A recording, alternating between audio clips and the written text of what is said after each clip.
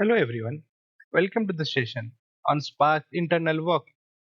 Today, we'll take a deep dive into how Spark processes large-scale data efficiently. We'll cover Spark's architecture, task execution, data flow, in-memory computing, and fault tolerance. By the end of this session, you will have a solid understanding of how Spark handles distributed data processing. Let's get started. Now, let's dive into the core architecture of Apache Spark. Apache Spark architecture is built around three main components: driver program, executor, and the cluster manager. What is driver program? The driver acts as the brain of Spark application. It translates user code into a series of tasks and communicate with the cluster manager to allocate the resources and to perform the task efficiently. Cluster manager. Cluster manager is responsible for managing resources across the cluster, ensuring that jobs have the necessary CPU and memory to run. There are various types of cluster managers, including Yarn, Mesos, Kubernetes, and Spark standalone mode. What is executors? There are worker nodes where actual tasks are run. They execute the task assigned by the driver and store data in memory, allowing for efficient in-memory processing, which boosts the performance. Spark efficiently distribute tasks across worker nodes, known as executors, by leveraging a cluster manager to handle resource allocation. Tasks are processed in parallel, allowing Spark to handle large data sets quickly. Its in-memory processing significantly boosts performance by minimizing the disk I/O, making it highly effective for big data processing. In Apache Spark, the master node plays a crucial role by running the driver program. The driver contains the Spark context, which is responsible for taking user defined code and breaking it down into smaller tasks and distributing them to the worker nodes via the cluster manager. The cluster manager coordinates resource allocation and ensures that the tasks are assigned to the worker node efficiently. On the worker node, executors handle the actual execution of the task. Each executor processes the tasks assigned to it and executes them and store the intermediate result in memory, allowing Spark to leverage its in-memory computing capability for faster data processing. Additionally, Spark's caching mechanism help store data that needs to be reused across multiple stages, which dramatically boost performance, particularly in interactive algorithm where the same data is processed multiple times. This parallel processing of tasks across worker nodes and the caching of data in memory is what makes Spark much faster than traditional Hadoop MapReduce, which relies heavily on disk I/O. In Spark, each worker node is divided into multiple slots, which represents the available CPU and memory resources on that node. When tasks are created by the driver program, they are distributed to these slots for execution. The cluster manager ensures that tasks are balanced across the slots on all worker nodes, making efficient use of resource and avoiding the overloading on any single node. This distributed system allows for parallel execution, where multiple tasks are processed simultaneously across the different worker nodes. This parallelism is the key to Spark's high performance and enabling it to process large datasets quickly. By breaking the jobs into smaller tasks and executing them across different nodes, Spark ensures maximum throughput and reduces the overall time required for data processing, even for very large datasets. Spark excels at managing resources efficiently by dynamically allocating and deallocating CPU and memory based on the specific needs of the job.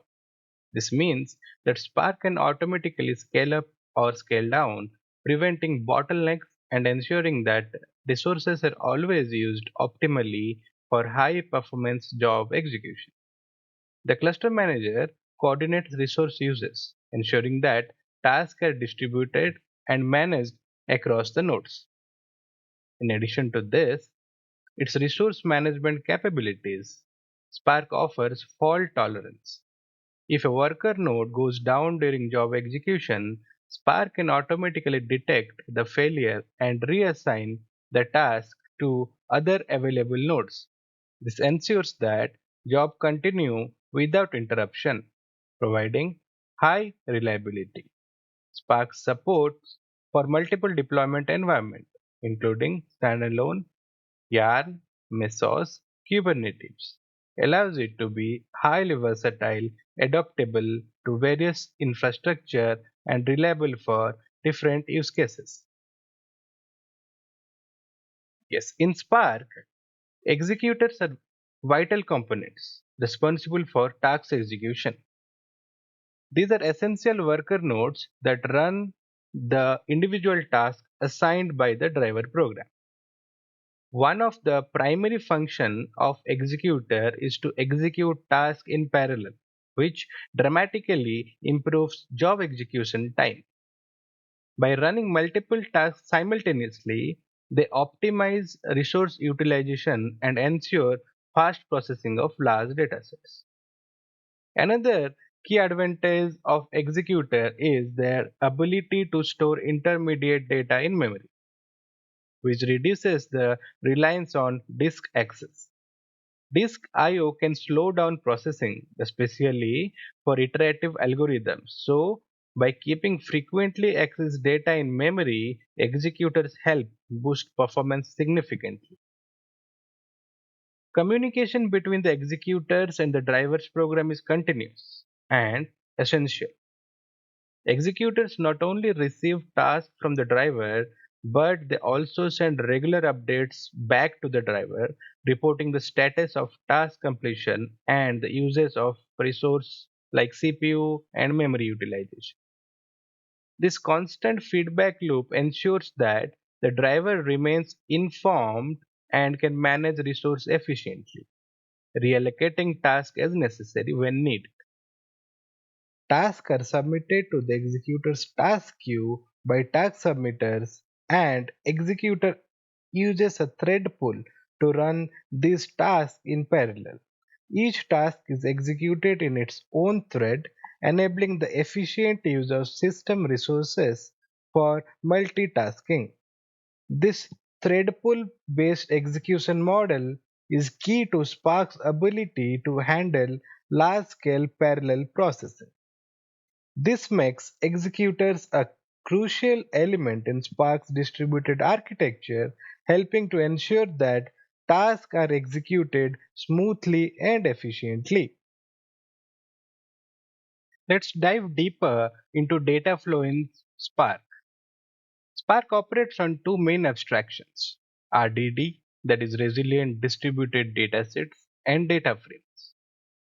RDD are the fundamental building blocks in Spark, representing fault tolerant distributed collection of objects that can be processed in parallel across the clusters. On the other hand, data frames are most optimized, structured representation with named columns, similar to a table in a relational database, providing an easier interface for data manipulation. Data in Spark flows through two primary operations: transformations and actions. Transformations like map, filter, and group by describe the computation to be performed, but they do not execute immediately. These transformations are lazy in nature. They build a logical plan of how the data should be manipulated but defer execution until an action has been triggered. Actions such as collect, count, or save as text file are the final steps that instruct Spark to execute the transformations and return the result. This design allows Spark to optimize the execution plan by grouping operations together and minimizing the data shuffling between worker nodes. By separating transformations and actions, Spark can optimize data processing and minimize unnecessary computation, making it highly efficient for large scale data processing. Now, let's explore control flow in Spark, which governs how jobs are executed. When a job is submitted in Spark, it first creates a logical plan that represents the operation defined by the user. This plan is essentially a high level description of what transformations are applied to the data. Spark then optimizes this logical plan and converts it into a physical plan detailing how tasks will be executed on the cluster. The physical plan is represented as a DAG, directed acyclic graph, where each node represents a stage of execution and each edge represents a dependency between stages. Spark divides the DAG into stages, each consisting of multiple parallel tasks. These stages are based on wide and narrow transformations. Narrow transformations are those where data from a partition is used by only one partition in the same stage, whereas wide transformations like group by require data shuffling between the nodes or the partitions.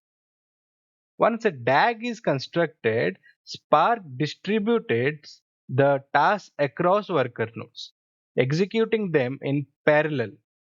The DAG scheduler orchestrates the execution of stages in the correct order, ensuring that tasks are run only when the dependencies are resolved.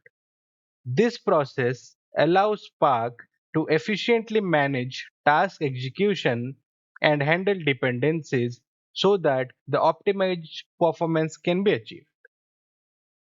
One of the Spark's standout feature is its in-memory computing capabilities. This allows Spark to store intermediate results in memory rather than writing them to disk, which significantly boosts performance for interactive workloads. Let's discuss an example. Suppose you are training a machine learning model that iterates over the same dataset multiple times to optimize its parameters.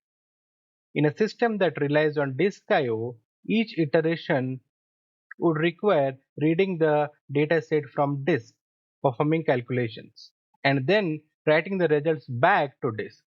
In contrast, Spark's in-memory processing allows the data to be read into memory once and all subsequent iterations operate on this cached data, significantly improving performance.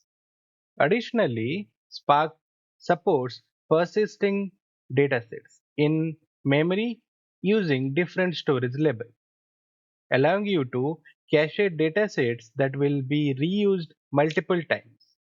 This functionality provides flexibility, enabling users to balance memory uses and performance based workload requirement can be achieved.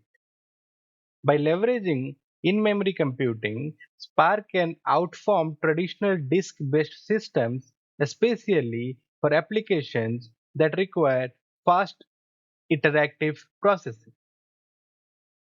Now, Spark's fault tolerance is built on RDD lineage, which tracks all the transformations applied to an RDD. If a node fails, Spark can automatically recompute lost data by reapplying the transformations from the lineage, rather than replicating the data across the nodes. This minimizes redundancies and ensure efficient recovery. Additionally, Spark supports checkpointing, which allows RDD to be saved to a stable storage like SDFS or any other storage area. This reduces the need for recomputation during long running jobs, enhancing reliability. Together, RDD, lineage, and checkpointing ensure Spark can handle failures while maintaining performance. So, Spark is highly efficient, fault tolerant framework and ideal for distributed data processing. And its in-memory computing and parallel task execution make it a top choice for big data applications. In our next session, we'll deep dive into the basics of RDD and how to create a RDD and data frame, and all those operations we'll be doing in practical in Databricks platform. Thank you.